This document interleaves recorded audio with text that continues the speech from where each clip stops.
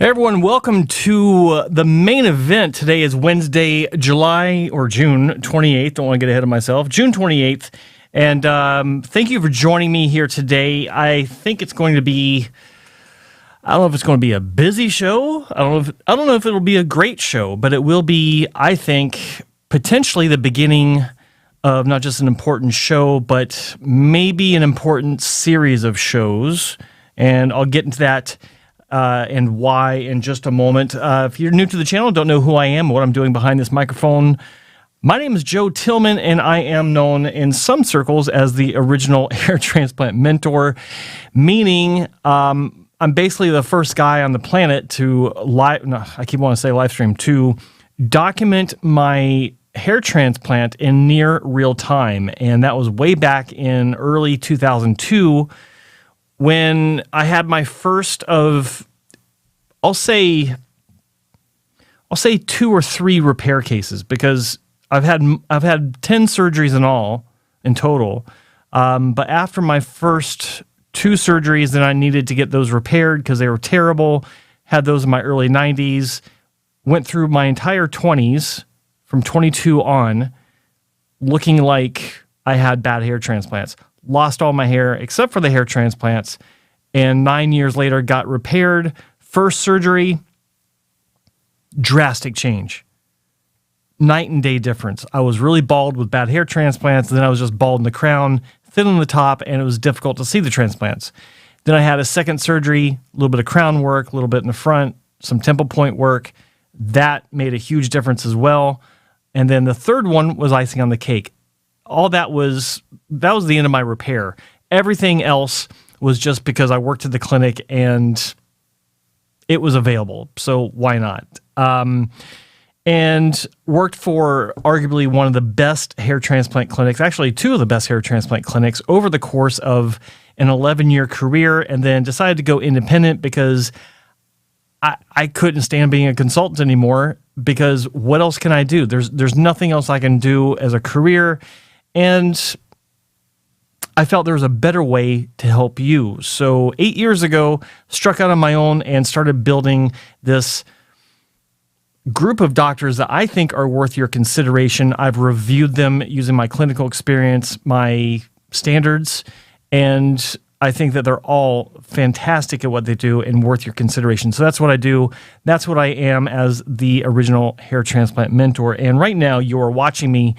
If you're not just listening, you're watching me on YouTube, the Hair Transplant channel, and lots of great content here. If you're not subscribed to this channel, I highly encourage you to subscribe, and of course, make sure that you ring the bell for all notifications. You got 3 options with that one, so that you don't miss a single episode of the main event or any of the videos that I upload, including the one I'm about to upload at the end of this week regarding one of the clinics I work with and some of the great work they do, and more videos that I'm going to be uploading after that. So lots of great stuff going on the Hair Transplant channel right here on YouTube.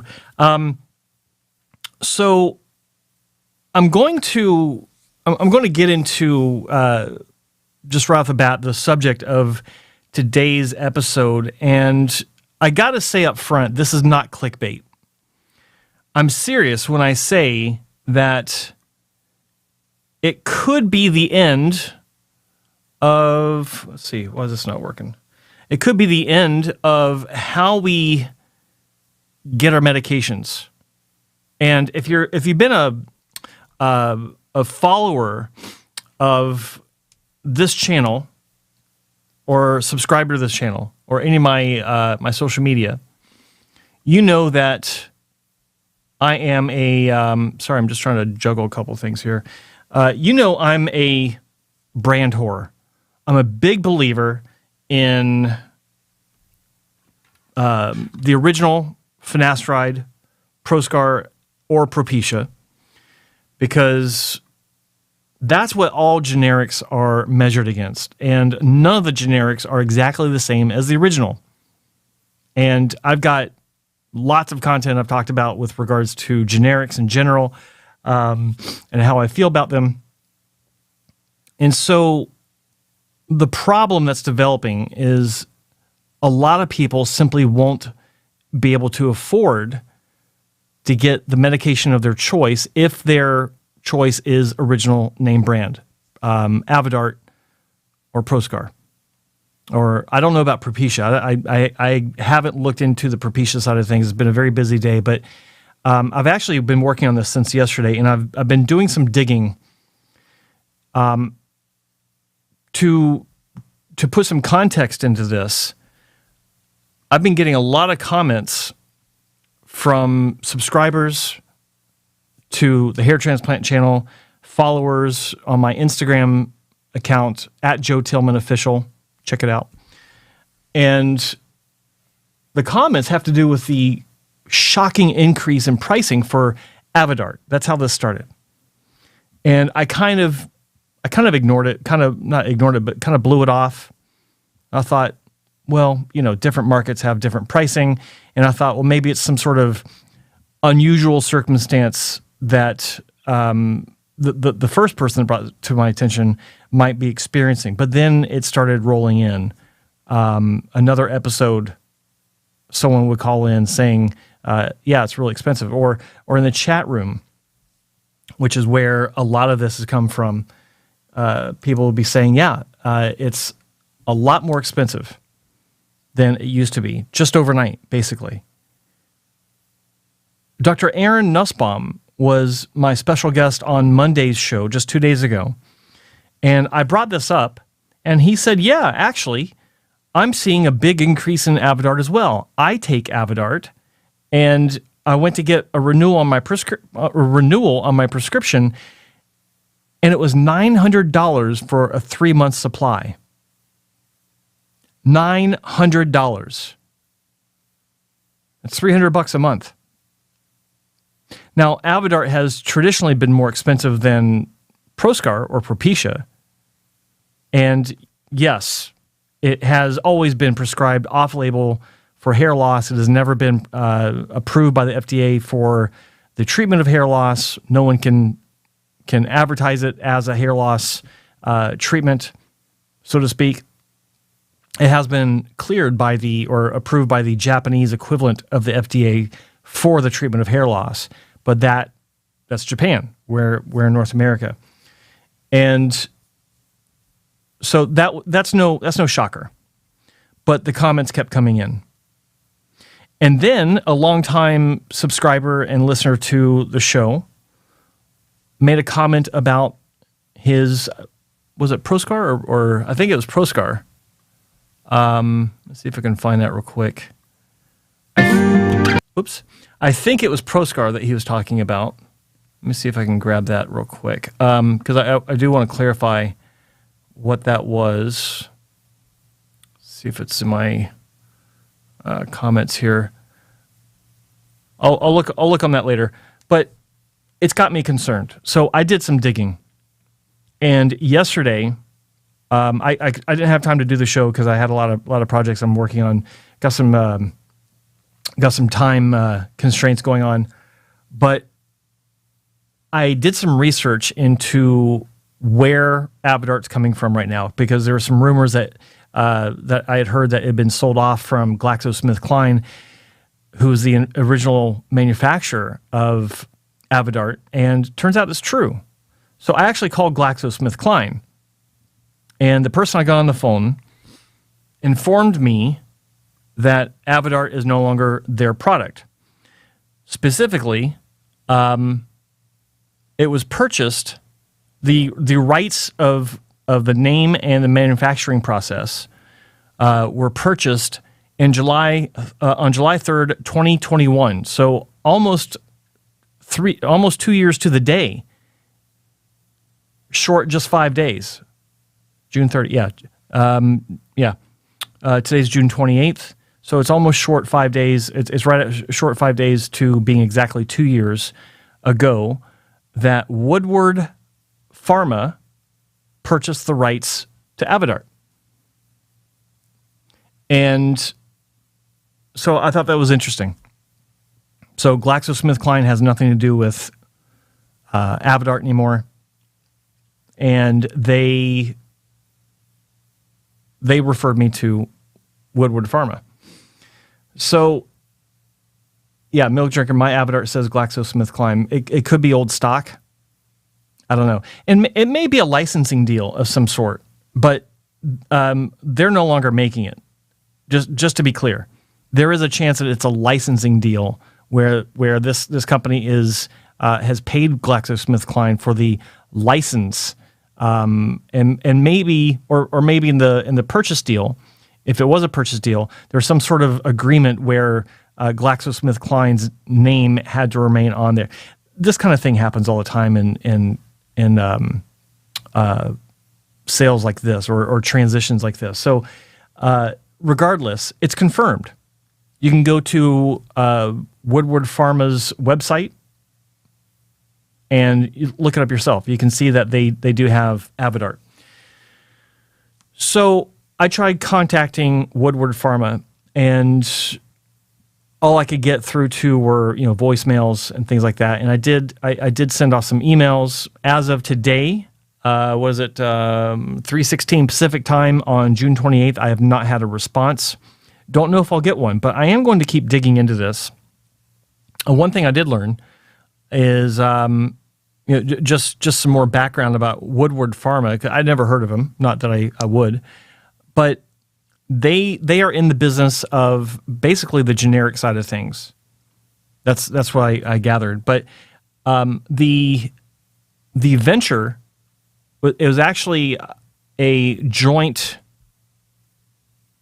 acquisition with Woodward Pharma and a company called Future Pak. And Future Pak is a company that outsources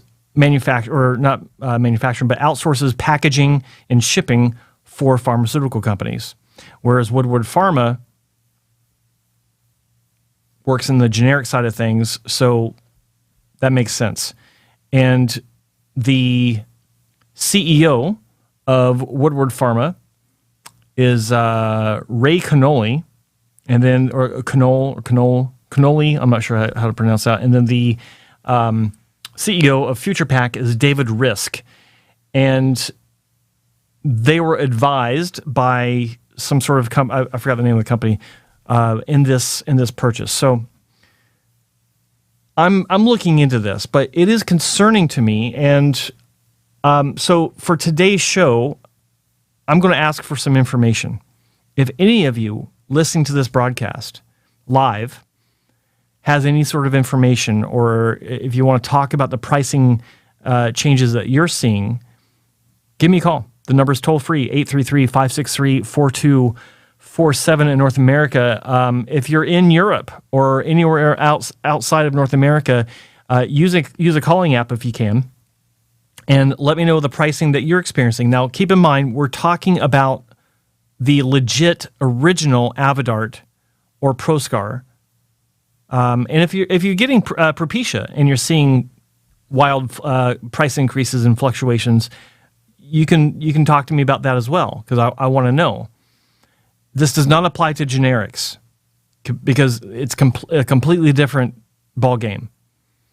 If you're in Canada, I doubt you're seeing these types of price increases because of the price controls that the Canadian government has put in place for all medications, prescription medications. But I'd still like to hear what you're paying for your Avodart or your Proscar or Propecia in Canada. Doesn't matter where you guys are from. I want to know what you're paying, and especially if you are experiencing wild price fluctuations going north of what you're used to paying. Because I'm going to put this into my larger body of research, and hopefully I can come up with some specific answers as to what's going on. I'd love to be able to get something on the record. My fear is that this is simply manufacturers just trying to take advantage of a market where they have what they feel is a unique product that no one else has, such as Avodart. It's talked about a lot, and it's probably being used a lot more, especially over the past few years, because of the way that people have been talking about it. Patients with hair loss have been talking about it. And so I can speculate all I want. Is it greed?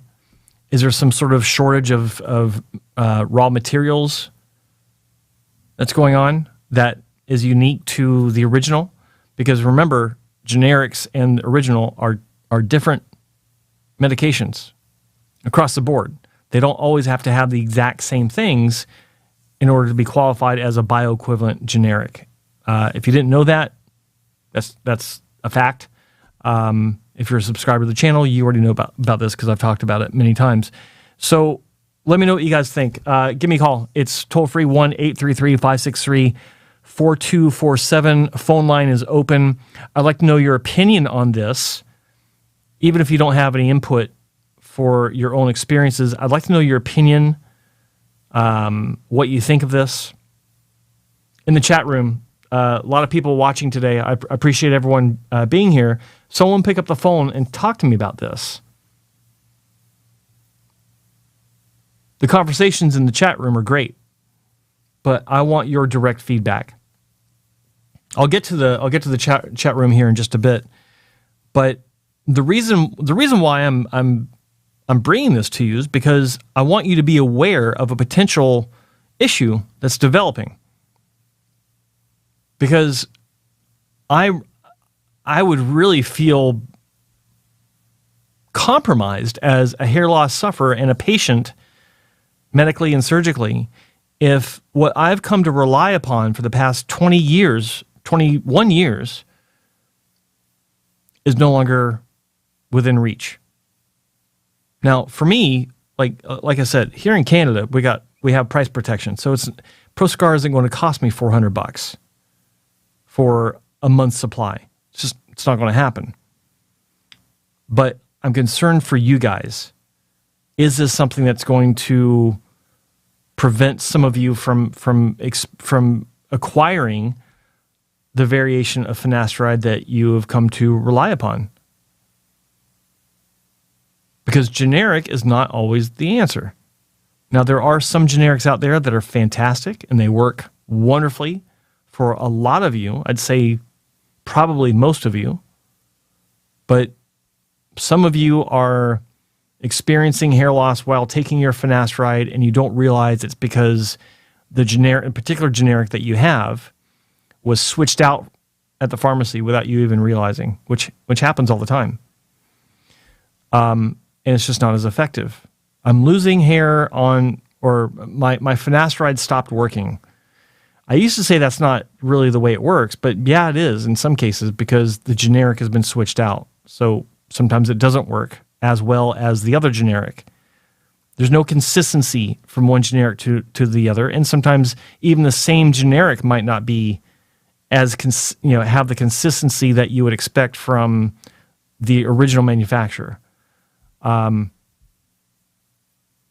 Yeah, I'm concerned for you guys, and I know that a lot of you will go for the name brand because you feel the same way I do about it, and it's a struggle.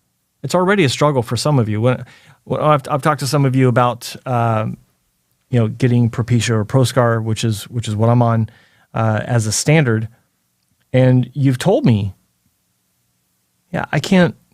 I have a hard time with $150 a month, and I get it. A lot of people do, especially now with the way the economy is going. But the idea that Proscar can double in price. One of the subscribers, the comment that I was talking about earlier, he said that his Proscar price doubled. And he's already paying $200 a month, more or less.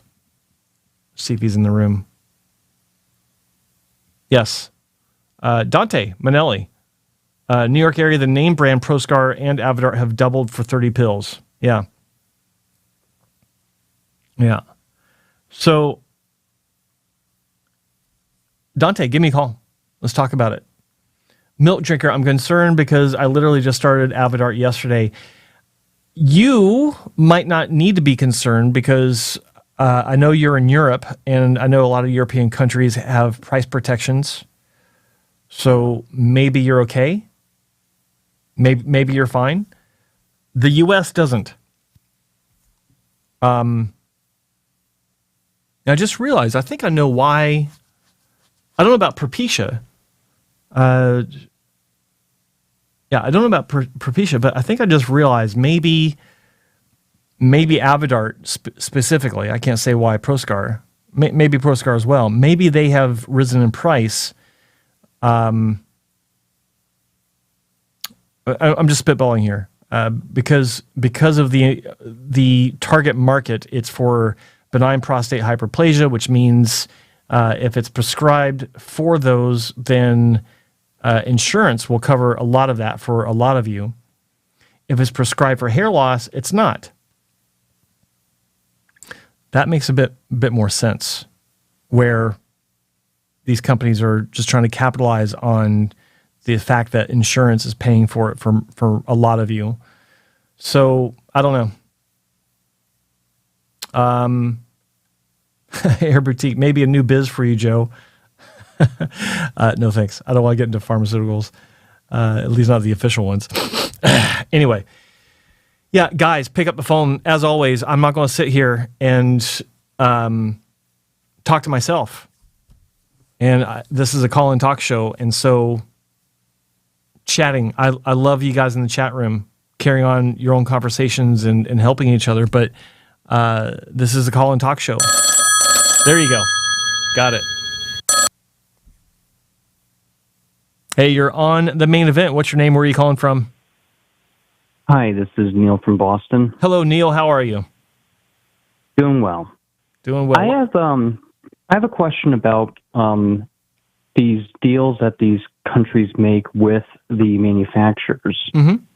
If a drug changes from one manufacturer to another, like with Plaxico going to this, do they have to renegotiate with the country? That's a good question. I don't want to speculate, but my gut says no, because it is the exact same, supposedly the exact same, assuming all things are equal, it is the exact same medication. It is probably manufactured with the exact same processes, and assuming that the company that acquired the medication has all of their licenses, and all the T's are crossed, I's are dotted, all that sort of business, I would imagine that it would just carry on. And that might actually be part of the acquisition, where a lot of times in contracts, the conditions of a contract are carried over to the entity that has acquired the product, and all arrangements and agreements that they have. So that would be on the company side. But as far as the government side, I have to assume that it's just formalities that they have to get cleared up, and it should be fine. I don't believe that there would be. Well, you look at Merck Pharmaceuticals and Proscar Propecia. That's no longer quote unquote Merck Pharmaceuticals. It's Organon, which is a subsidiary that they created a couple of years ago and spun off as a separate business, where it did take over some of the products from Merck. So being a separate entity, a separate business, separate CEO, et cetera, that's still available, no problem. I never saw any sort of interruption in supply. So I would imagine that any sort of transition from one company to another, when it comes to government regulation, it's simple formalities, just paperwork. I would imagine there be any sort of pause on deliveries and manufacturing until things are cleared up. I'm pretty positive it would just be a matter of formalities. Now, do they renegotiate prices at a certain point? They do. Different governments and regulatory bodies do renegotiate, just like any business would, if they're dealing with contractors or suppliers that are notified via notice to bid, that type of thing.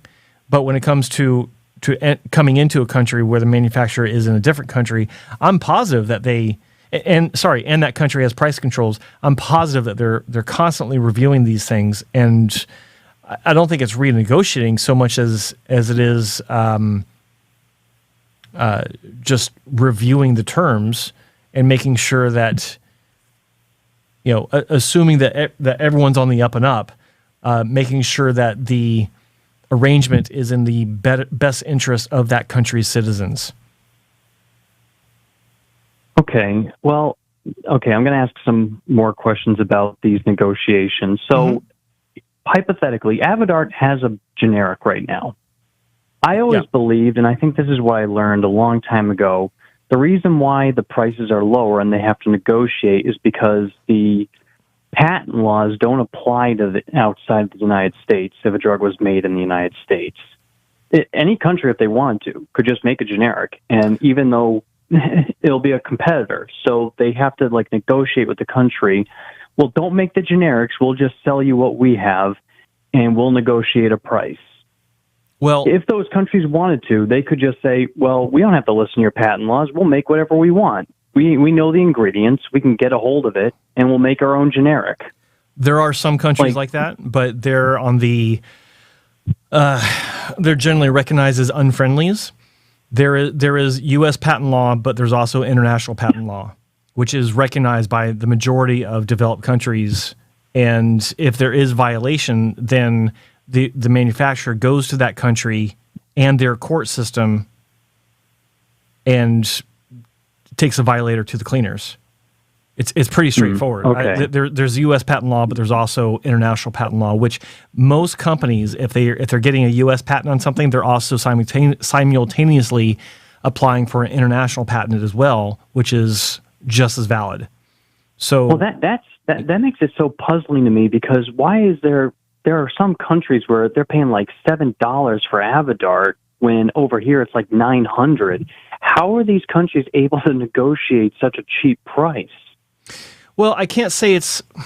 There's also the fact that a lot of these countries subsidize these medications through tax dollars.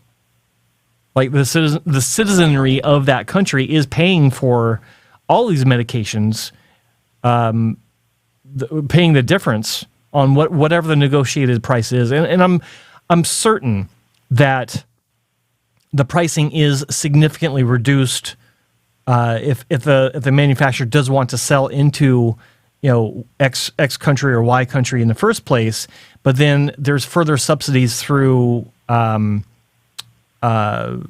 government support of that pricing to make it that $7 prescription that you're talking about.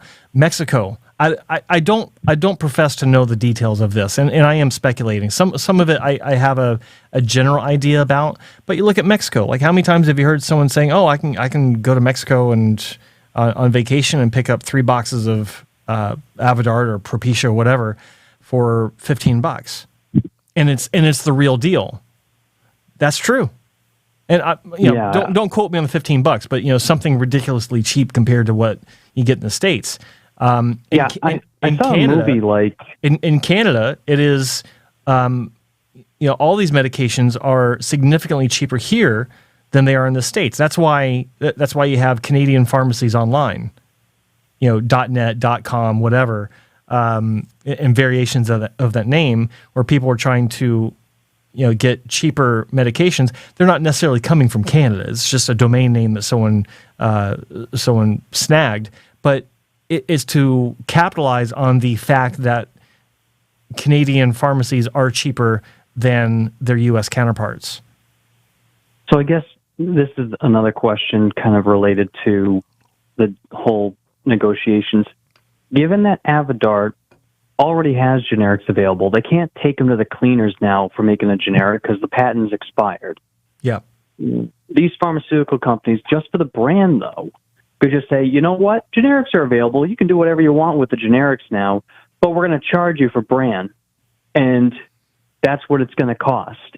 They could raise the prices to what everyone else over in the U.S. pays, and maybe the government might just say, you know what, we're not going to negotiate for that price, and they might just, when the renegotiations happen, they might not even have brand anymore, or they will pay for it, but the cost will have to, at some point, be passed on to the consumer. Well, the for thing, brand? well, one reason why brand is more expensive is because there is, well, first off, they're not being offered for altruistic reasons. You know, their number one priority is make a profit. Make no mistake. We all know this. It's not a secret. But part of the reason why original name brand medications are more expensive than generic counterparts is because they're the ones that actually put in the billions, yes, with a B, to create this product in the first place. So they do need an ROI to make the board members happy. They do need a return on that investment to where they eventually make a break even and then subsequently make a profit. There's so much that goes into making a medication from scratch. The R&D on it is insane. You know, if you pay attention in the least to medications and future treatments that we're all looking at, you know, phase 3 trials, it's, you know, only 17 years after the first, you know, it takes a long time and there's a lot of money, you know, and not to mention the development costs. There's the FDA approval process that costs millions of dollars. Then there's the marketing that costs millions of dollars, the packaging, the whole 9 yards. So once the patent expires, then all these other companies, they simply pick up and start making it. You don't know of any. This is what's funny. No one that's ever called the show has ever said, "Oh yeah, I love this generic versus that generic." You know why? Because generics don't advertise. They don't have a marketing per se like these big pharma companies do, because they don't need them. There's a system behind the scenes that pharmacies are plugged into, where you have these manufacturers of different generics. Different manufacturers will manufacture multiple generics across the board. And like I was saying before, I've said this many times, the pharmacies, these big box store pharmacies or big chain pharmacies like your CVS, your Walgreens, things like that, they put out a call to bid to all these different manufacturers. Okay, so we're looking for a supply of these medications for Q1 through Q4 of 2023, or just a quarter, 1 or 2 quarters, different time frames, and submit your bid for what you can provide it for with conditions and all these things, and they pick the cheapest one. And that's but that's how these companies are making their fortunes, is through the volume sales at low cost. Now, again, I don't know all the nuts and bolts of this, but I do know that a lot of what I said is, at least on the surface, it's true. I just don't know the details behind it because I've never been in the pharma industry. But I do know how these retailers pull in product, because I have been in the bidding situation before when I worked in companies where I was working with bids for government contracts and commercial contracts as well. Like before I was even in the hair business, I was in the IT business on an enterprise level, and I was working with municipalities and large Fortune 500 companies on contracts. That's how it works. So I have to imagine it's the same thing with pharma on these large retailers. Okay. Now, you said that generics, they always bid for like the lowest price and the cheapest one. Is there a way like that people could just go after a certain generic and just tell their pharmaceutical company, or their pharmacy that I want this generic from this producer, this manufacturer? Absolutely. I don't know about every place, but if I walk into a pharmacy, even here in Canada, and they automatically provide me with a generic, which is standard practice everywhere in North America at this point, or at least in the States and Canada, I can and have said, you know what, thank you, but I'd prefer for you to bring in a box of Proscar for me, name brand.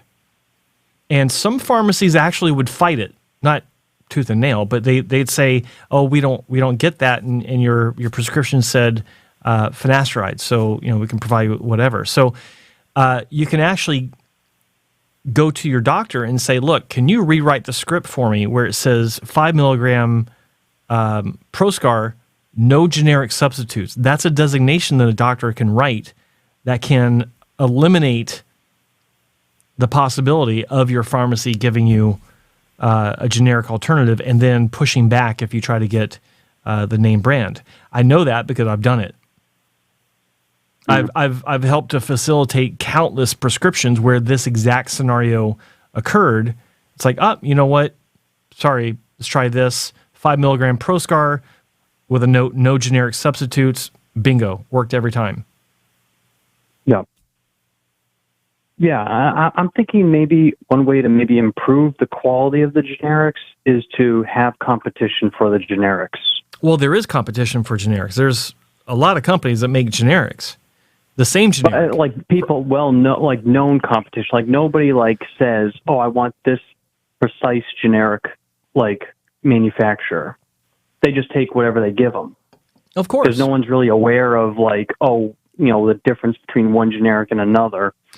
If there's a reputation for a certain generic, the pharmacists are actually telling patients there's no difference because they believe it. Mm-hmm. Yeah. They're not, look, a lot of pharmacists that you deal with, it's usually the pharmacy tech. It's usually the 9 to 5 or the 10 to 6 or whatever their hours are. Generic pharmacists, no pun intended, that just clocks in and clocks out and does their job. They went through pharmacy school and they're just there to, they're always working their asses off. I mean, you go to any busy pharmacy, they're all, it looks like they're pulling their hair out.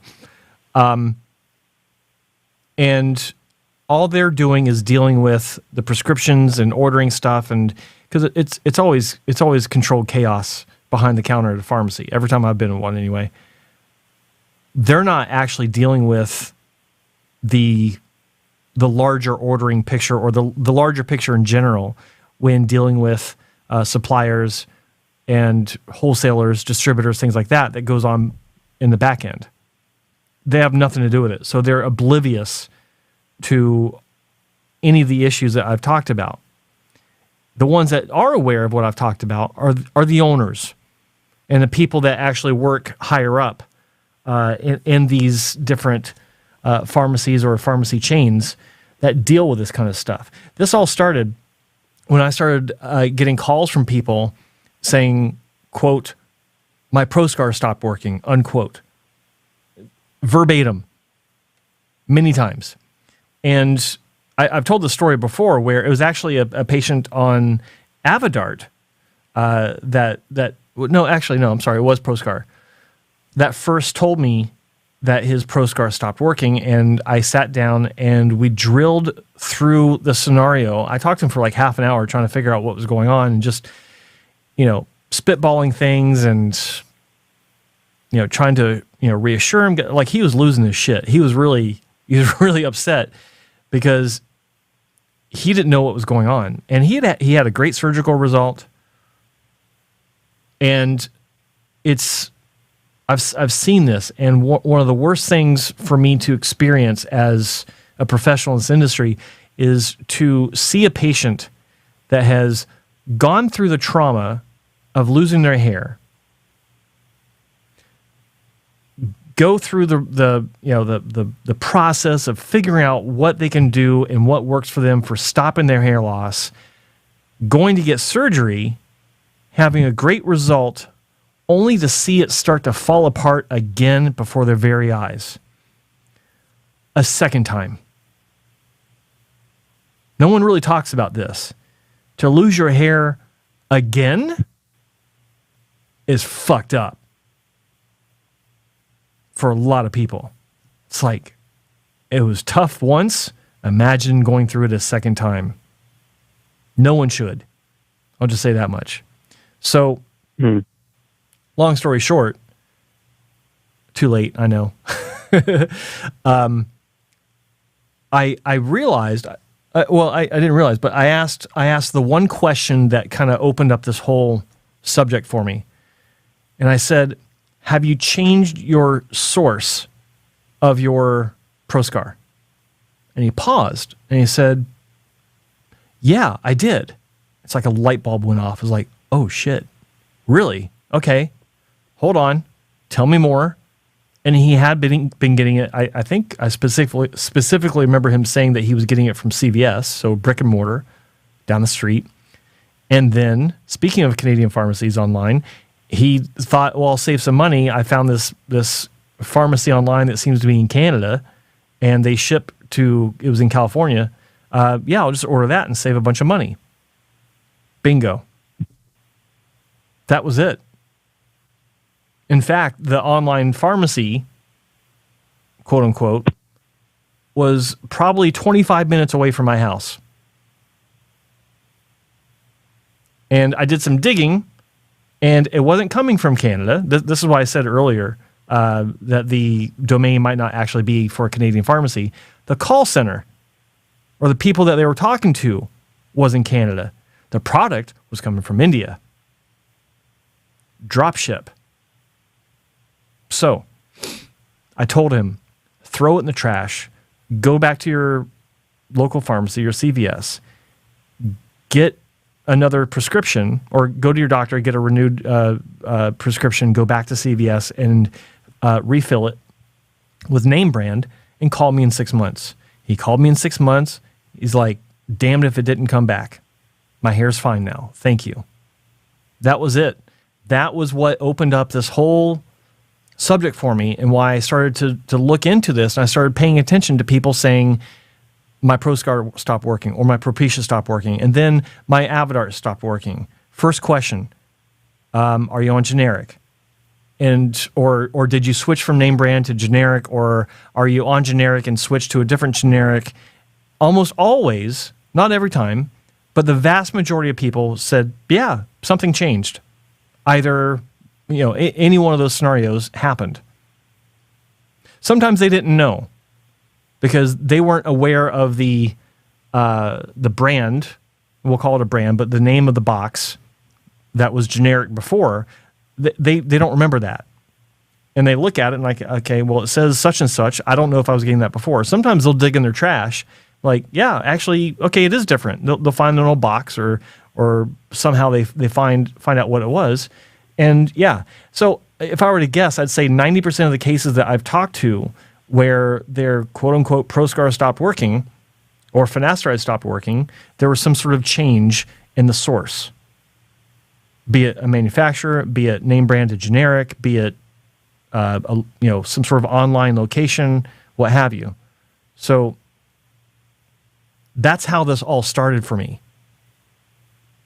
When I started talking about this, no one believed me at the time. I had so much pushback. You have no idea what you're talking about. Generics are the same as name brand. They're bioequivalent, blah, blah, blah, blah. That's bullshit.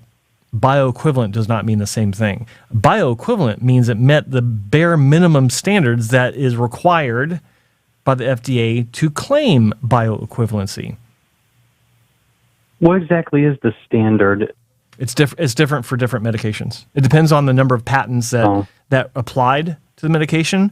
And there might be a ratio. There might be a percentage that's required. But classic example, I say classic because this is something I've talked about many times. I actually had one of these owners of a large chain of pharmacies in my office. And I started talking about this, not realizing his involvement in the industry. I just knew he was a pharmacist. I didn't know he was the pharmacist of this company. And I brought this up. And he looked at me straight in the eye. He goes, "You're absolutely right. It's not the same." And he explained it to me. And he gave me an example. I forgot the exact medication. I want to say Lipitor. I might be wrong on that. But it was a plaque medication for cardiac issues. And forgive me if I get the numbers wrong, but he said that we'll call it Lipitor just for argument's sake. He said that it had like 36 patents that applied to it when it first came out. And then the bioequivalent, quote unquote, generics only had to crack 13 of those patents. So it was like 40% of what made Lipitor was applied to the generics, where they could say, oh, well, we're Lipitor too, just a different name. We're generic.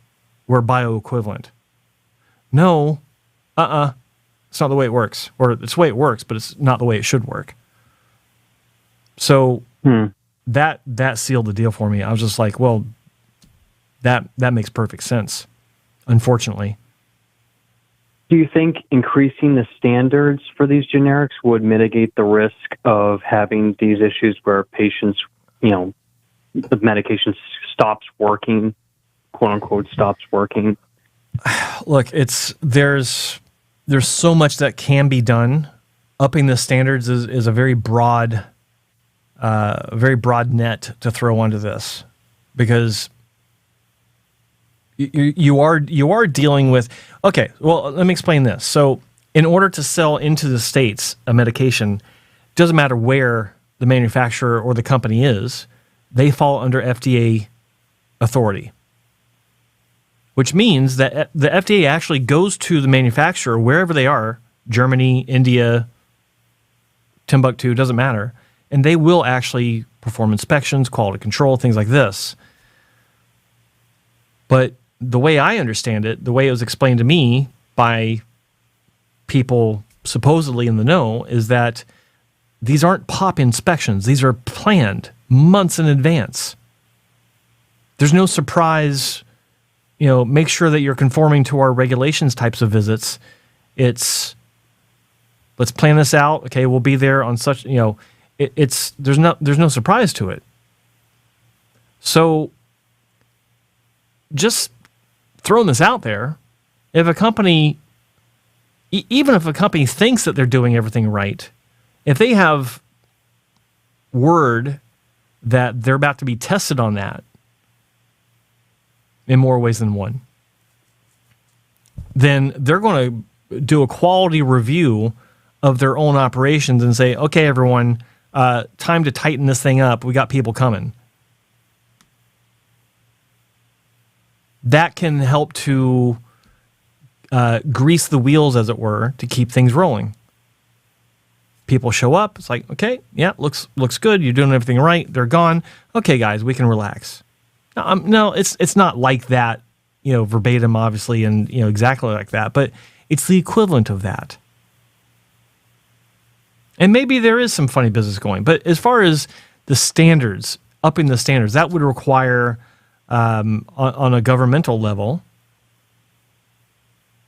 more of a closely matched bioequivalent generic to the original. And I don't know how that would happen, because there's so many layers to this. There's so much money in this, so much money being made in this. Like, if you ever take a morning or an afternoon or an entire day to just read on how all this works, like I've skimmed it, and it's crazy. But if you take some time to really dive into it, you won't come up for quite a while. There's so much to it. There's so many layers, so much complexity, and it's money. Now, do they measure bioequivalence? Like, when you have a generic, could you research how bioequivalent that generic is, and then you could pick out the generic that's the most bioequivalent, and then go with that one and have your best odds with it? Well, there is actually a way. You can take medication and you can have it analyzed.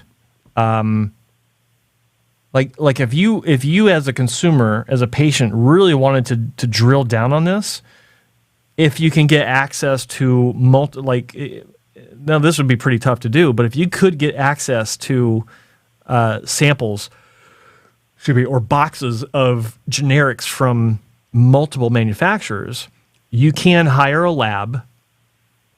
You have to set up the standards and protocols as far as what they're looking for. So they'd have to understand what the baseline is, and you have to get the original medication and analyze that and use that as a baseline, and then take all the other generics and analyze them to compare against baseline. That's that's what you'd have to do. I'm not an expert on this, but I do know it's possible. Like one of the doctors I work with, he is very particular about the generics that he's putting into the topical solution that he's making, where he actually has contracts with the supplier, which is a U.S. based supplier, by the way, U.S. based manufacturer, where they are required to submit for product testing, for analysis, to make sure that it's consistent from one batch to the next, from 1 month to the next. Oh, wow. Yeah. That would If that's the case, then I would guess that a U.S. supplier would give you the best odds. Maybe. Because they're under like a close watch, I guess, by the FDA. I guess. Like I don't want to sit here and say absolutely go for a U.S. bait. I don't know. Like I don't know if that's true.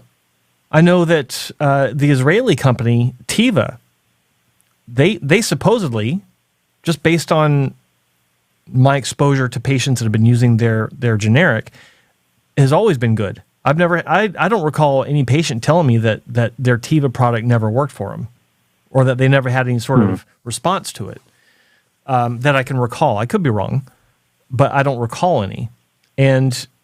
But even with Teva, I mentioned Teva recently, and someone in the chat room said something about Teva maybe selling off their finasteride assets. I don't know. I haven't looked into it, but it's big business, and people are wheeling and dealing and acquiring and selling rights and patents all the time.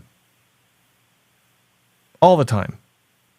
Like this company, Woodward Pharma, they're trying to consolidate a lot of operations under their umbrella so that they can become a bigger player. That's just, I mean, there's a lot I read about them where they're making acquisitions, trying to grow their particular footprint.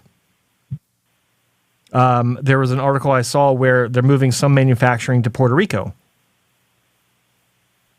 assuming because it's cheaper.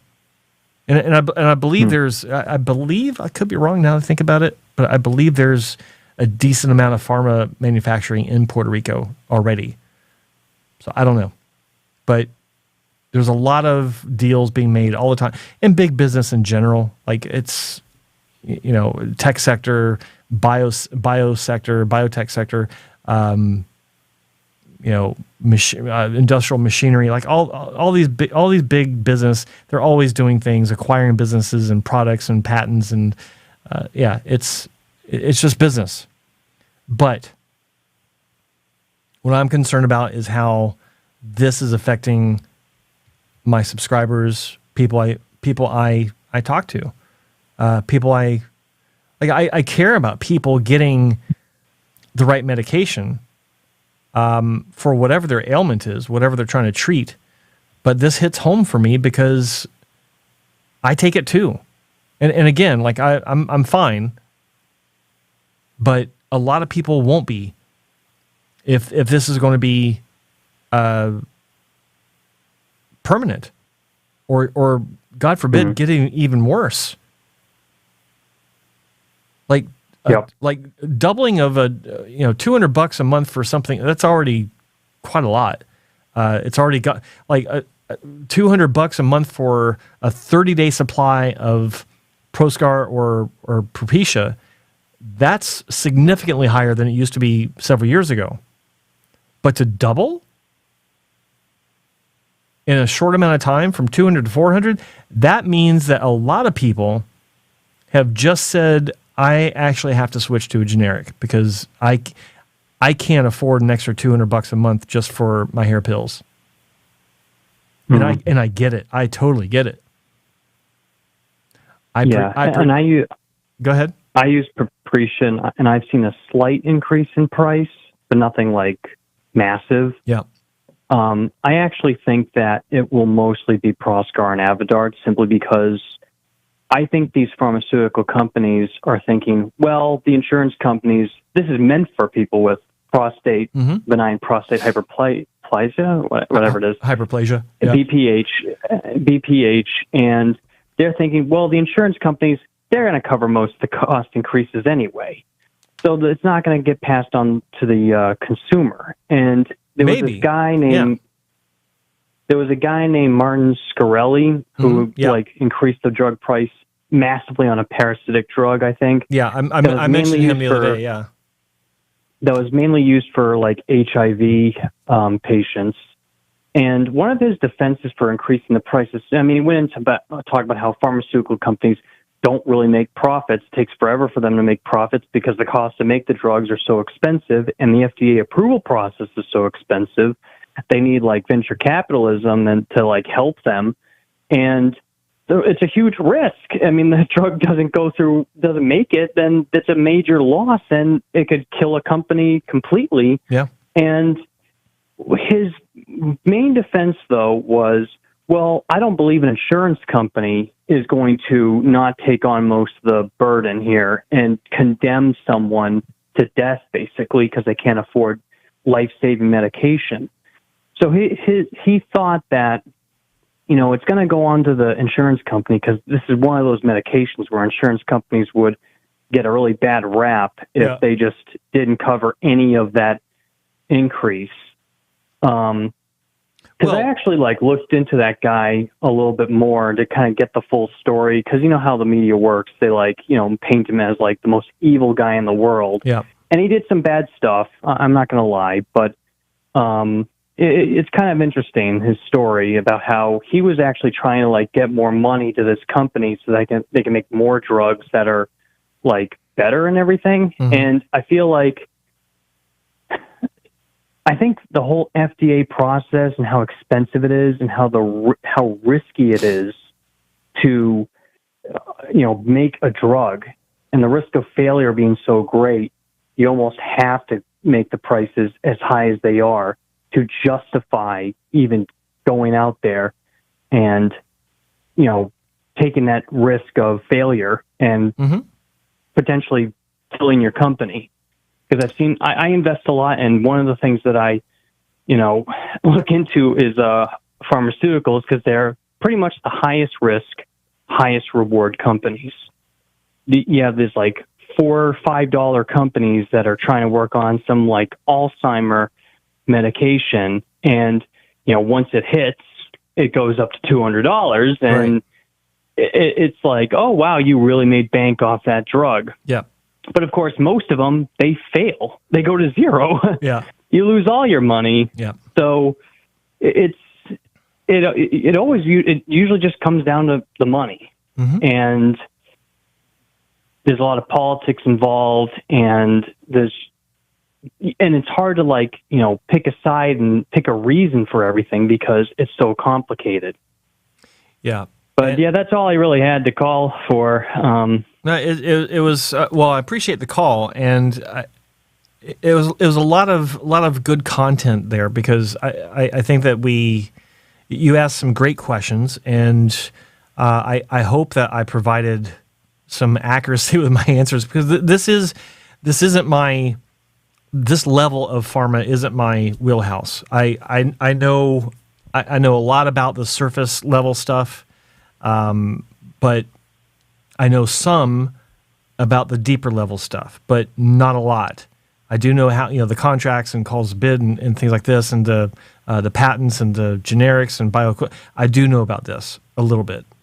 But again, I'm concerned about where this is headed.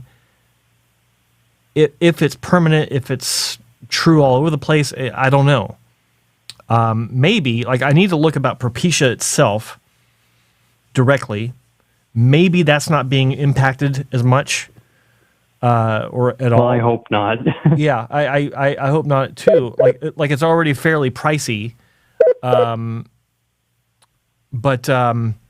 compared to I always tell people, just get Proscar and then quarter it. And even if they're the same price for 30 tablets, you just reduce the cost by 75%. And if you're one of these people that takes a tablet every other day, then you extended it much further than that. It's about the equivalent cost of a generic. So or about the same impact on your wallet as a generic if you're smart with it.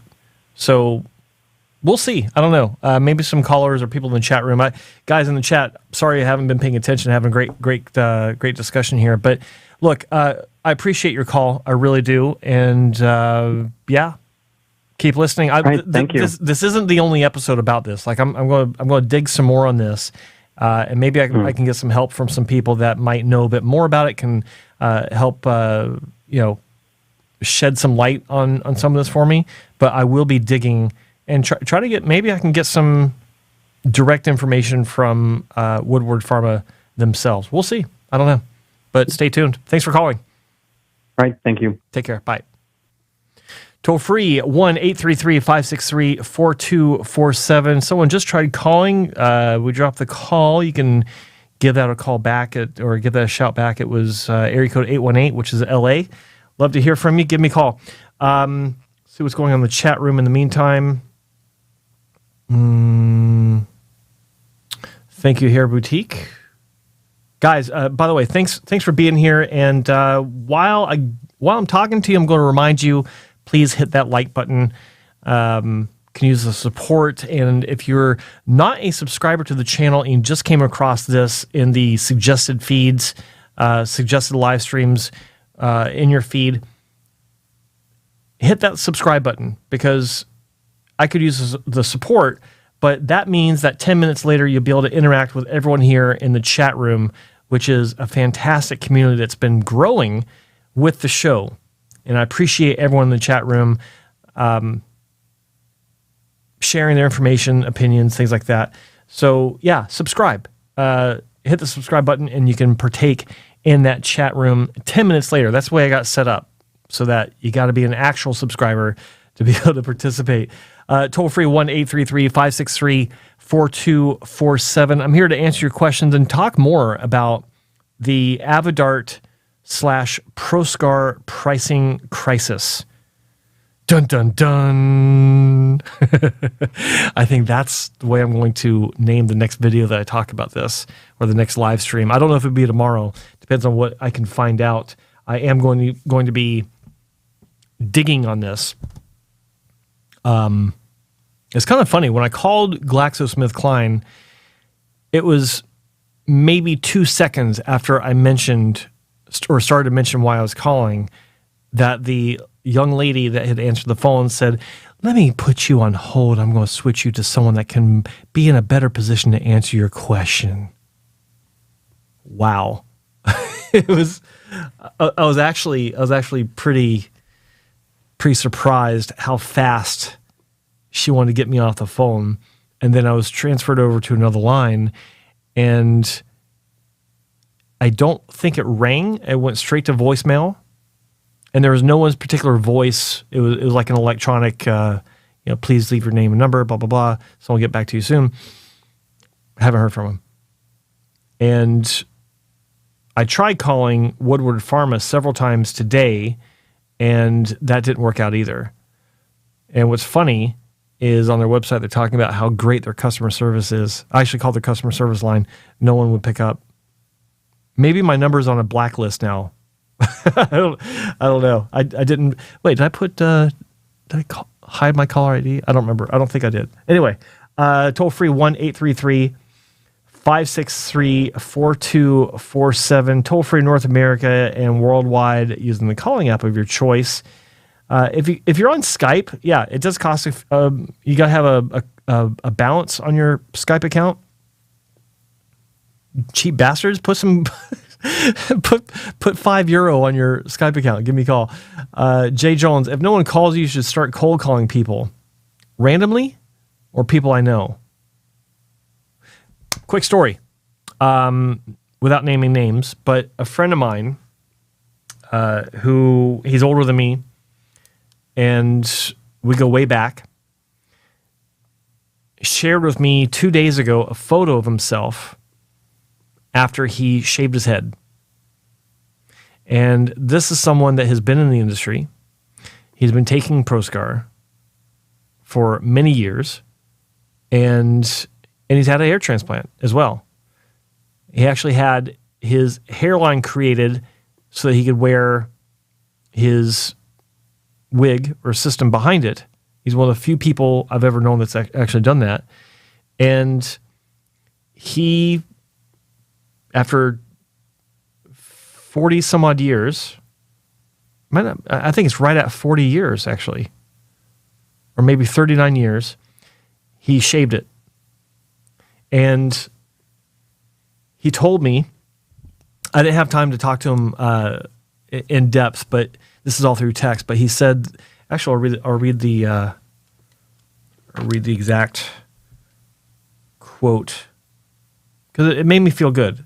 It's a very, like, if you're dealing with hair loss and such, it's really an amazing thing. He says, you're going to understand this. He goes, last week I walked out the door and went outside for the first time since I've been 25 years old without a hat or a hairpiece. It was overwhelming. That is a story for Bald Cafe, as far as I'm concerned. And Mike, I'm very happy for you if you're listening. It was amazing to see that photo, and it's these kinds of moments where it's just, wow, good for you. So wanted to share that. Let's see what's going on in the chat room. Increase in dosage generic, you should make up for the less quality. Well, that's a good question. Assuming that the generic is a lower quality, I think it has to do with the quality of the active ingredients. I don't know if volume would compensate for the lack of efficacy. I don't know. I don't think so. So, Milk Drinker, that's such a wholesome story, Joe, but does he look unnatural? Not from what I saw. He does have a strip scar on the back of his scalp, but he is one of the few people I've seen that has the so-called pencil-thin scar. So he can get away with it. It's not very long either. He never had a huge surgery. I think he had one or maybe two. I think maybe he had two surgeries. But this was before I had my repair surgery. So it was the late 90s or early, I think it was like 99 or 2000 he had his surgeries. But beautiful, beautiful work. Even by today's standards, it was good work. Especially against today's standards, it was good work. Let's see. By the way, yesterday, Amplifica announced they started phase 1 clinical trial. Okay, good. Speaking of that, is Hair Loss Cure 2020 in the room? Love to hear from you. Love to see you acknowledge. Let's see. Milk Drinker, if he had grafts on the front and had a hairpiece behind it, wouldn't the look be weird without the wig on? Well, he didn't have a wig on the recipient side. It was behind it. And I know what you're asking. Would it look weird to have the hair in front and nothing behind it? No, because it's shaved like it's shaved. It's not buzzed, it's shaved. And it works. It helps that he's about 6'6" as well. Just saying. Hair Loss Cure 2020, yes, just updated on Amplifica earlier today. Awesome. Glad you made it, my friend. Thanks for chiming in. Joe, you should invite guys from Hair Dow to your show. I don't know who that is. Thank you. Or would it look like a persistent juvenile? You just deleted your comment. Milk Drinker. Let's see what else we got going on here. We need to get an investigative reporter sinking their teeth in. Yes, Karen, Hair Boutique, I agree. Joe's thoughts on the Tate Brothers HT. You know, I've glanced at Andrew's work. As it stands, after, I don't remember what he looked like before he went to jail, but as it stands, seeing him in interviews and stuff, it's okay. Sorry. As a result, it's not great, but what we're talking about is how it looks now. Like he had, he didn't, assuming he didn't have access to finasteride, assuming he was taking finasteride, overall he has a thin look. It looks kind of sickly as far as there's the density or the lack thereof, but it doesn't stand out really to the average person. It's not terrible the way it looks. Let's see. But his brother, I forgot his name, Tristan, I think. Tristan Tate. Is that right? I saw something. I saw a thumbnail or something where he was in the image, and I thought, is he wearing a piece? Because something looked odd about it. I couldn't put my finger on it, and I wasn't paying that much attention, but it did catch my attention long enough to be like, is that a piece? Is he wearing a wig? I couldn't tell. I don't know. But interesting question. Let's see. Humidity had work done. Yeah. My hair is looking fantastic, but I don't want to start losing hair again. Yeah, Mike Pedroza. I know.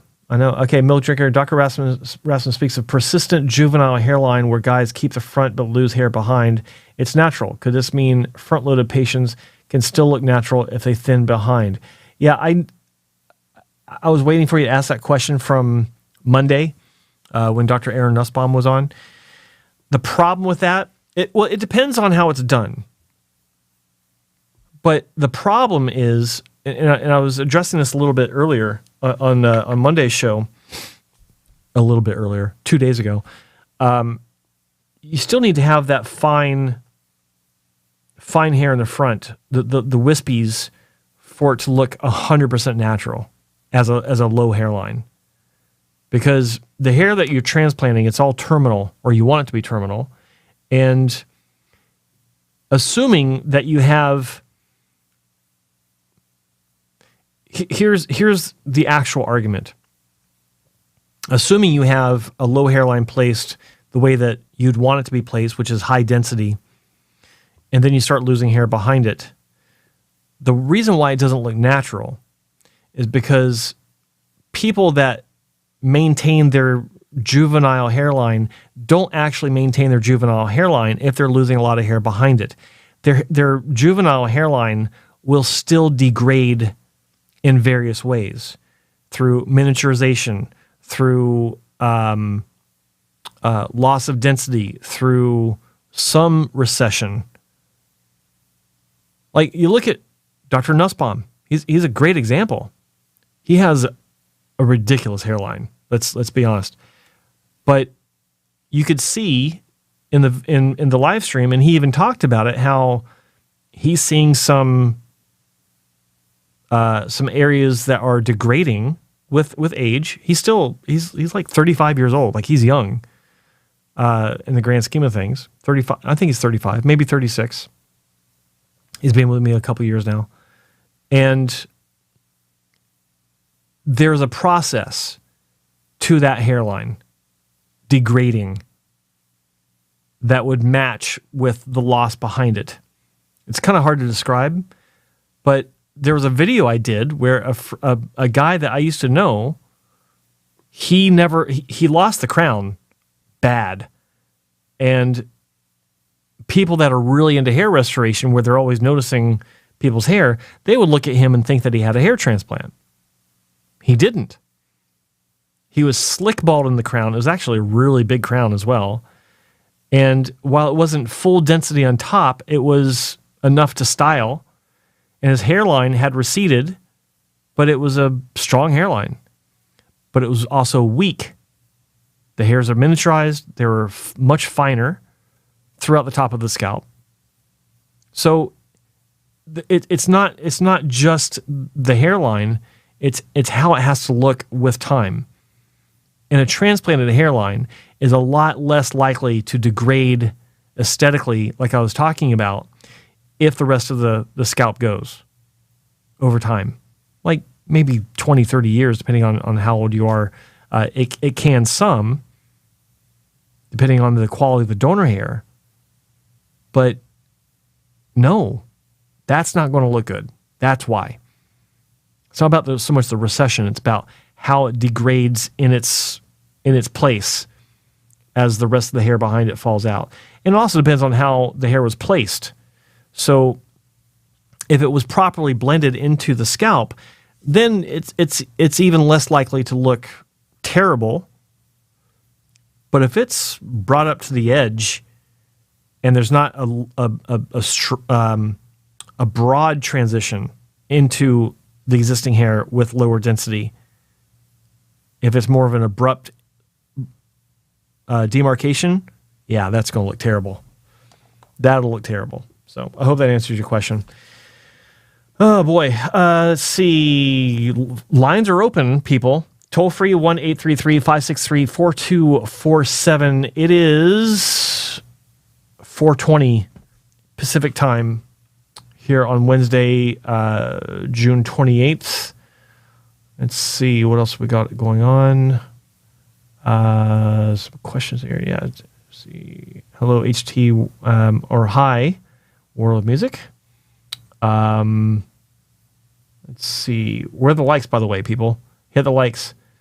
Dr. Rasmussen told me that juvenile hairlines have different angles and direction than mature hairlines. The leading edge hairs point down and towards the ears, almost like the temple points. Depends on the side. Not always. And it depends on the person as well. Juvenile hairlines are tricky. I'll just say that. There's a lot of variation, more variation than you realize. Let's see. Have you heard any? That's the Hair Loss Cure 2020. Joe, that's why I have my second HT. I was losing density behind it. I have a low hairline. Yeah. And imagine, Mike, if all your donor hair was used for that hairline, you'd be hooped. Okay, you're on the main event. What's your name and where are you calling from? Please turn down the speaker. I can hear myself. Sorry about that, Joe. It's Lauren from Los Angeles. How are you? No worries, Lauren. I'm good, my friend. How are you? I'm wonderful. Excellent. Can you elaborate and expand your thinking or your thoughts on patients taking oral and topical applications? Of the same medication? Yeah. Like oral minoxidil and topical minoxidil? Yes. Yeah. Sure. That's easy. If you don't feel like you're getting enough topical, then why not just increase the topical? Or if you don't feel like you're getting enough from oral medication, why not just increase the oral medication? I think that look, I think you probably know by now, you've been calling in for a while and you're a subscriber to the channel. I value simplicity in my life over a lot of other things in my life. And if it's the same medication, why the hell would I want to take the pill and then have to worry about using a dropper to add it to my scalp at specific times of the day as well? That's such a pain in the ass to me. There's no way I'd want to do that. And there's no sense in that. There really isn't. I can see the idea of, mo better, bigger, better, whatever. More is more. But if you, for some reason, think that your oral medication, whatever it is, isn't doing the job, talk to your doctor about maybe increasing the frequency, dosage, or both of that oral medication, and vice versa with the topical. Same goes for the topical. I can't think of a scenario where double dipping on the same medication would make any sense. Got it. Totally understood. You don't think there's a medical reason to not do it? It's not that it's going to hurt you any more or less than it already would. Well, I think, first off, I don't know of any doctor that would prescribe it like that. And I think that anyone that is using it like that is doing that of their own accord. So, for instance, if someone says to their doc, I want to try oral minoxidil, and the doc says, okay, well, we can do 2.5, or we can even do 5 milligram to start you off with, and see where that goes. And then 6 months later, patient says, you know what, I don't think it's enough. You know what if I'll just go to Costco and get some Kirkland 5%, and start adding that, then you're self-medicating. And yeah, that's not good. And because of which I do every night, by the way. But so when we're dealing with side effects that are cardiac in nature, and cascading effects, outside of that, you're being unwise. You, the patient, not you, Lauren, but you, the patient, are being unwise, and you should consult your doctor on that. And they tell you, yeah, that's silly. Let's talk about your dosage and see what we can do. Great. Well, thank you very much. That answers the question. Awesome. Thanks for your call, Lauren. Adios. Adios. I love when he calls. He's so succinct. That's great. But he's gone, so it means that the line is open. 1-833-563-4247. The number is down in the corner of the screen. Please give us a call so we can talk about this. I don't know. I don't want to call it a disaster, but some of you may think of it as a disaster. I can see why. Like a tripling of the cost of Avodart seemingly overnight, or a doubling of the cost of Proscar seemingly overnight. That makes a world of difference for a lot of you guys. I totally get it. Give me a call. Let's talk about it. Like, tell me what you think about it. Even if this isn't affecting you directly, like it's not a big issue for you, give me your opinion. Like, what are you doing to deal with this? If you are taking these medications, or what will you do? That's actually a good question. What will you do if you go to your pharmacy once your Avodart is running low and you want to refill your script, and it's 3 times the cost or 4 times the cost? Like, I don't know what it costs in a lot of markets. I know what it costs in some markets. But like Dr. Nussbaum said that it tripled. $900 for a 3-month supply. That's ridiculous. Let me know what you think. 833-563-4247. You guys in the chats, what the hell are you talking about? Are you guys still talking about the Tates? This isn't the Andrew Tate subject. The fact that Andrew and Tristan got different. Yeah, guys, let's not talk about the politics. I don't want the algorithm to start thinking the wrong things about this show. Sergey, Joe, will dutasteride mesotherapy also get more expensive? That's a good question. They don't use Avodart pills to prepare those scalp injections, do they? No. That's a good question, because I started thinking to myself, one way for any of these clinics or companies that make topicals to separate themselves from the competition is to say that they're actually using legit materials direct from the manufacturer. But the problem with that is, say you're a clinic that's doing mesotherapy with dutasteride, which is really popular in like Spain and in some other countries. Are you taking the capsule and then taking your 30 gauge needle and extracting the contents and then injecting it? Or are you taking some of the raw ingredients, mixing it yourself, compounding it yourself, putting it in a syringe and injecting it? If you could say that you're using the original components, that would be a great way to separate yourself from the competition, because that eliminates the question mark of generics. Now, the problem is you're pointing towards a very niche market of people that are even aware of that there's a difference. That's a whole different discussion. But my thought is, if you're taking a capsule of Avodart, because inside the capsule there, it's I don't know. I don't think so, because everyone's using generic. I'm positive that everyone's using generic, but I'm just curious. It's actually something I want to ask about that with one of my colleagues. I can, one of the doctors I know. Let me just make a quick note about that. Generic for meso. Okay, yeah. Thanks for asking that question. That gives me an idea. Something we talked about at a different time. So, FSK, Joe, it means starting... I know. You're funny. Let's go back to Are there any docs who specialize in or are competent at juvenile hairlines? Boy, you are zeroed in, laser focused on aggressive hairlines, aren't you? Scrubbity. I like that. That's a good name. So does it matter if my Propecia is made of oregano or MSD here in Europe? Oregano. Or oregano. Oh, okay. So, sorry, I was trying to read this. Scrubbity. So, Organon is the spin-off company from Merck, the manufacturer of Proscar and Propecia. So, if it says Organon, that's original. That is legit. MSD, Merck Science. I'm assuming MSD is a abbreviation for Merck something in Europe. Yeah. So yeah, Organon, MSD, that's fine. That's not generics. Let's see.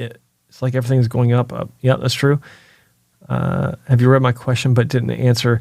Yeah, I'm not going to get into answering that question, Milk Drinker, because look, I work with a small group of doctors, relatively speaking, and each of them has their specialty or some specialties that they're known for, more or less. So check them out. Like all the clinics I have on my website, I personally feel are worth considering. So they're not terrible. There are other clinics out there that have specialties that do whatever they do, and that's fine, and they do a fine job. But I can't really talk about them, at least not much, because I don't want it to look like I'm giving an endorsement of some sort. And I don't think that juvenile hairlines are a good idea for the vast majority of patients. Some of them it's fine. Some of them it's great. But for you, I have no idea what your case is like. So I'm not just going to throw out names willy-nilly for you to look at. Yeah, I'm not into that. Sorry. Mike Pedroza, Joe, do you think oral fin and oral minoxidil are going to triple? I don't know. Well, oral Proscar finasteride has, at least in some cases, doubled. And oral minoxidil, that's a good question. I don't know. I don't know if the original manufacturer, which I think was Upjohn, I don't even know if they make it anymore. I think everything out there is generic. But I haven't looked into it deeply enough. That's a great question, but I can't answer. I don't know. Any other questions? Okay, so it is 4:33. I'm not afraid to turn off this live stream if I don't get any phone calls. Up John, who makes this up? I know, right? But it's one word, Upjohn. In the questions, what do you think? Let's see. Okay, fair enough. Yeah. I've been reading Dr. Rasmussen's post about hairline maturation, and some of it really surprised me, hence the questions. He says temple points are recession of the original hairline. Yes and no. Again, that's very specific to individuals. Some no. That's something I can talk more about in a specific video that will require time to make, but that's something I'd like to try to remember to make, because I got a lot of other ones I want to make, but yeah, that's actually a good subject to talk about. Harsha Rao, hey Harsha, Joe, what about PRP post-transplant? Worth it? Any long-term adverse events? Long-term adverse events, not really. Like there is a potential for some sort of shock loss from PRP injections. Anything that you add has a potential for some sort of telogen effluvium or even shock, and PRP included. I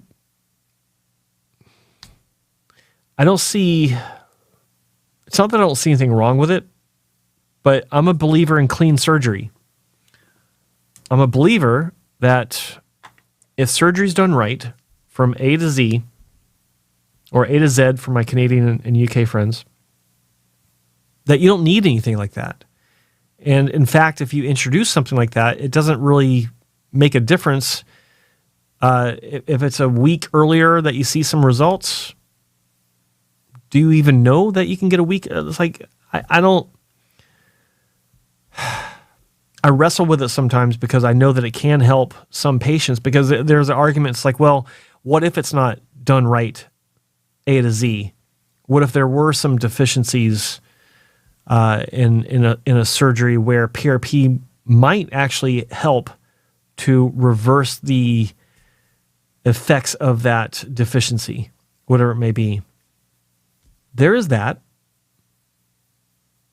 In general, I don't think it's a bad thing, but again, there's also the question of the efficacy of a particular clinic's PRP, because PRP is not equal from one clinic to the next. In fact, when one clinic teaches another clinic how to do it, sometimes they'll put their own twist on it, and it makes it different. So it's tough to answer that one. Yeah, you're on the main event. What's your name? Where are you calling from? Yeah, it's Robbie from Vancouver, BC. Hey, Robbie, how are you? Hey, Joe, how you doing? I'm doing great. What can I help you with? I just wanted to say that I greatly appreciate the forum and all the information, and wanted to just shout out to you and just give you a great thumbs up for all the support and information.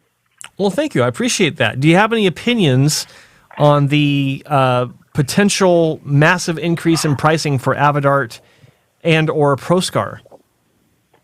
You know, at this time, I spoke to my physician, and I got a 3-month script, and I'm just in the process of figuring out if I should half the dose, 2.5 or 5 milligrams. And right now I'm dosing 2.5, and I'm just waiting to see sort of the baseline in terms of do I see any fine hairs showing up, or if the density is increasing. Right. I'm still keeping a close eye on it. So you're more concerned about whether it works for you or not versus whatever it's going to cost. Well, that's principally true. However, a side note to that is I was shocked when I heard that the prices, doubled, in some cases tripled. I have not experienced that. If I went to the pharmacy, and I might say, if you go to Shoppers Drug Mart here on the West Coast, in Canada, Shoppers Drug Mart being a retailer, if you go to Costco, depending on the dispensary fee, Costco seems to be a good choice. Yeah. If I, had a $130 prescription, it turned into $450. I would have to, at sticker shock, I would have to think twice whether or not that's the right thing to do. But if you start the medication, what are you going to do? And that's one of the concerns I have for my hair loss brethren and sisters. Actually, it's because there are some women that are taking finasteride effectively. But yeah, it is a challenge. But as I understand it here in Canada, the price protections would prevent that from being an issue, where we wouldn't see a tripling. It doesn't mean it won't get higher, but it certainly wouldn't be as dramatic as what is supposedly happening, reportedly happening in some parts of the U.S. So something to be aware of. Like I'm certainly going to look at my next prescription refill for sure, which is, I think it's coming up soon. I have to check that out. But yeah, it's something to think about for sure. And a lot of people will have to reevaluate, at the very least, whether they want to go to generic. I don't think anyone's going to stop taking their medication. They'll just have to seriously consider the generic alternative as opposed to name brand if they've been on name brand to begin with. So we'll see how it works out. What a predicament that puts the patient in. Yeah, that's the whole premise of the show. That's why I'm so concerned about this. I don't know if you caught the beginning of the show, but I actually called the company that purchased the rights and everything that goes with it from GlaxoSmithKline when it comes to Avodart. Found out that the transition actually went through on July 3rd, 2021, almost exactly 2 years ago. And now we're seeing these price increases in various parts of the U.S., which is in some cases just absolutely mind-blowing. Egregious. Dr. Aaron Nussbaum in Florida was reporting his own prescription for a 3-month supply was $900. Wow, that's just absolutely egregious. And I think that might have something to do with the economics in terms of insurance. You know, if you walk into a surgeon's office and they ask you, are you insured? Well, all of a sudden, you know, that skin, that fractal CO2 treatment that you had and that dermalogica cream that they're pushing, which is one of many different products one could use, you know, for UV protection and so on. You know, they say, oh, is it for insurance? Great, it's $265. But if it's not insured, $190. So maybe it has something to do with the economics of things. Oh yeah, I'm sure there's economics written all over this, but my goal is to you know, keep digging on this. I'm going to be making phone calls, talking to people that might be able to help guide me to the right resources to find out what's actually going on, because I think this is a really important subject, and this is not the first episode or the only episode where we'll be talking about this. I'm going to be following up on this and reporting what I learn as I learn it when I can, so that I can help to keep people on top of this, because I know, especially with some of the feedback in the chat and you know, people I've been talking to, it's a concern. So see what I can find out. And if anyone out there wants to take up the mantle themselves and help out with this, this isn't just a me thing. Like, anyone can get some information to me that I can report. I'd love to have the assistance. In fact, what I can do is I can put down in the description of this particular live stream after it's done, I can put the name or the phone number and the email address for Woodward Pharmaceuticals, the current manufacturer of Avodart, and you guys can wage your own campaign of information discovery and let me know what you find out. You can contact me. You can through my Instagram at Joe Tillman Official. You can go through my website, or even make comments down in the comment section of this video or any other video that I talk about it later on. So this isn't a Joe thing. This can be a group effort. So I'm going to rally my mentors that are subscribed to see what you guys can do to help out. Let's try to get to the bottom of this, because it's important. So, caller, anything else you want to talk about? No, I just want to say that you're an incredible support to the community, and we greatly appreciate your knowledge and experience and expertise, and keep up the good work, Joe. Well, thank you very much, sir. You have a great day. Okay. Right. Bud. Thank you. All right. Bye-bye. That was a nice call. And it's over with. So it means the line is open. Toll free 1-833-563-4247. We're talking about here we go. Got another call. Hey, you're on the main event. What's your name? Where are you calling from? Hey, Joe. This is Gypsy. Hello, Gypsy. From LA. How are you? I'm doing okay. Just been listening to the show and about the new development. Well, you're asking for opinions. It sucks. Okay, thanks so much. Bye-bye. Yeah, there you go. Bye-bye. Yeah, no, it does suck. Are you seeing anything like this in LA? Well, you know what? I can't say, because remember we talked about a few times that I was thinking of switching to Proscar and the whole shebang, but now I'm like, well, maybe I should stick with what I have for the meantime. Yeah.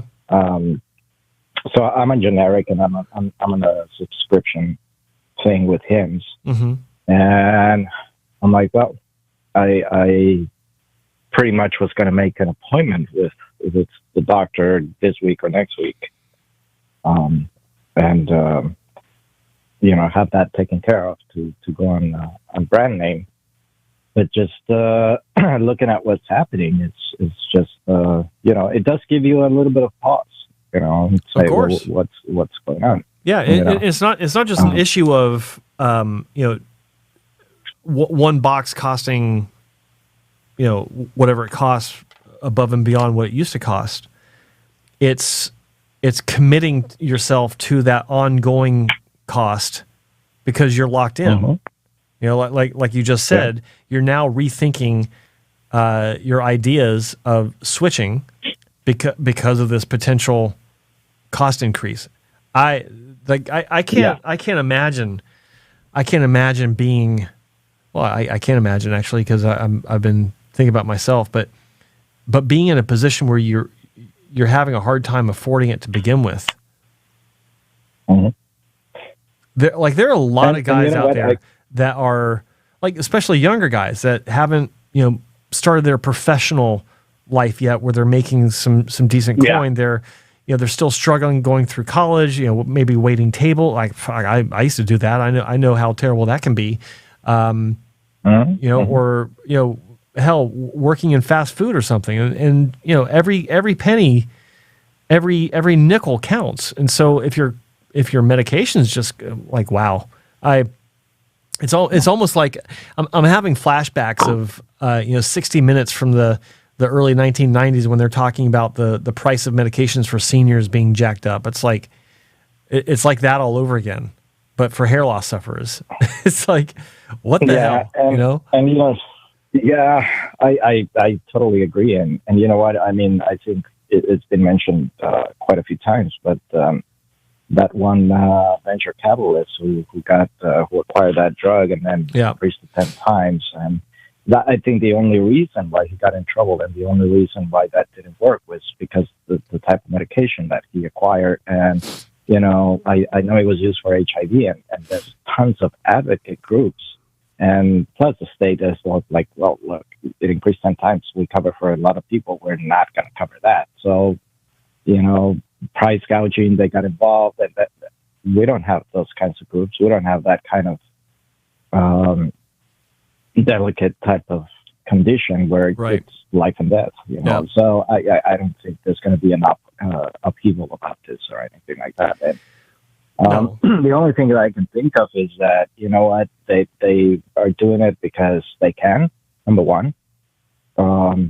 Probably, like you said, to capitalize a little bit on this side of the off-label use. And sure, for the prostate, well, the insurance is probably going to cover it. Twice, a doubling of the price is not a serious increase probably for an insurance company. Maybe the insurance company is going to start telling their patients, like, we'll cover generic, but not brand name.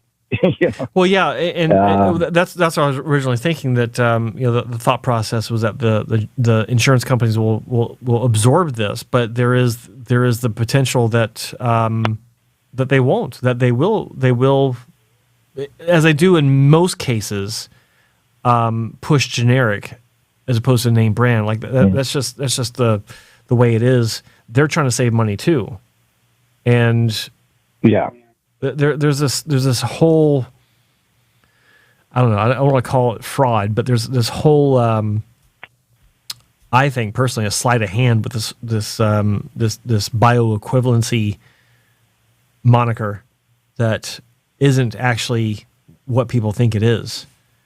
And I'm trying to remember the situation, but I think it was 60 Minutes. Speaking of 60 Minutes, I think it was 60 Minutes, or maybe one of those news hour shows where they were talking about patients in a hospital were given some medication and then it was switched out to generic without telling anyone. Right.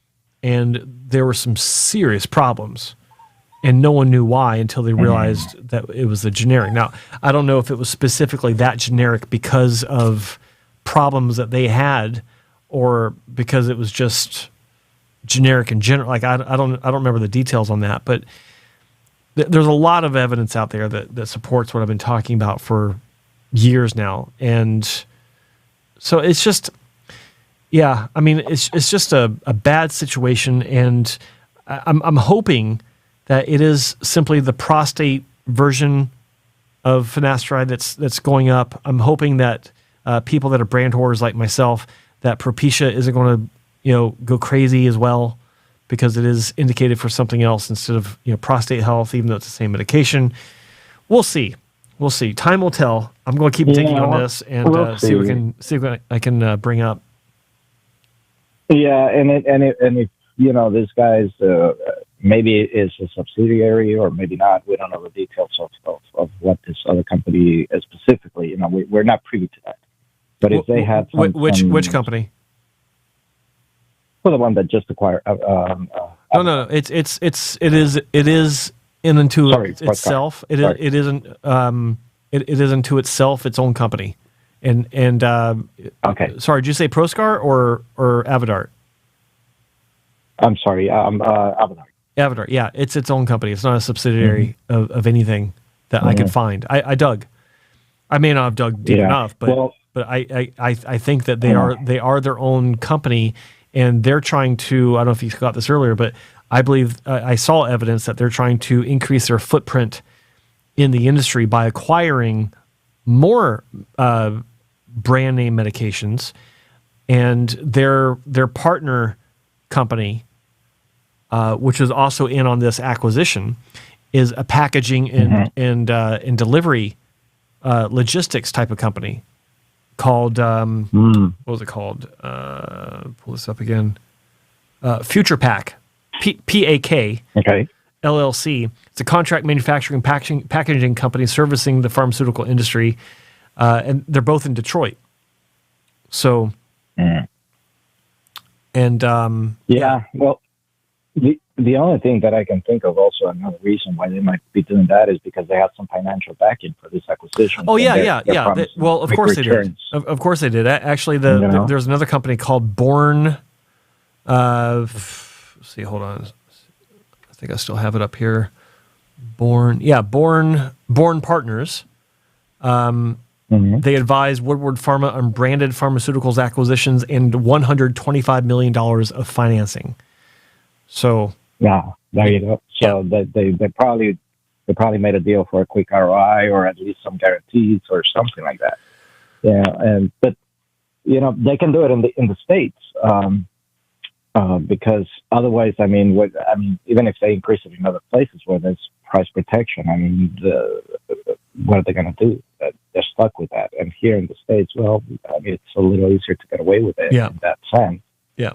Because, for me, I think I would have options. TJ is just 2 hours away. I can just go across the border, get her over there, and bring it over here. Yeah.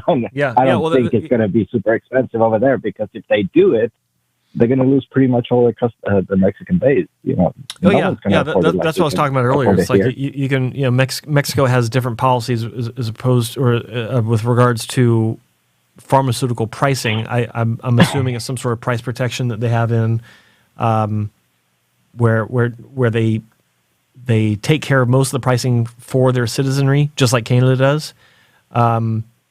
But look, it's something I'm going to be digging in. I hope my listeners and subscribers, some of them want to jump on board and assist in finding some of this information, because I don't know what I can find out. Like I'm doing what I can with the limited time I have, but maybe there's some other people.